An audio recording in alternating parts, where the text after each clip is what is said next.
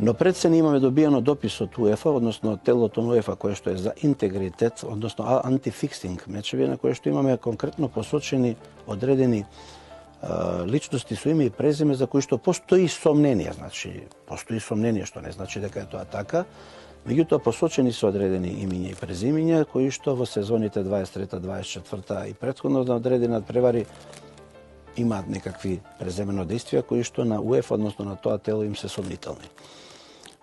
Зборувате за некои резултати во домашните лиги или пак во меѓународните надпреварувања? Во домашните лиги, домашни куп надпревари, домашни првенствени надпревари, има и некои пријателски надпревари, меѓутоа сето тоа ние во соработка со УЕФА ќе го спроведеме до крај и се што треба да биде превземено од наша страна ќе биде превземено.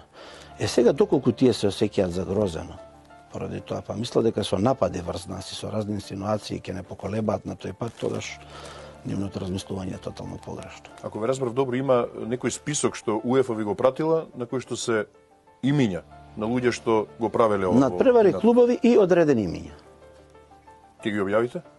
Па кога ќе дојде време.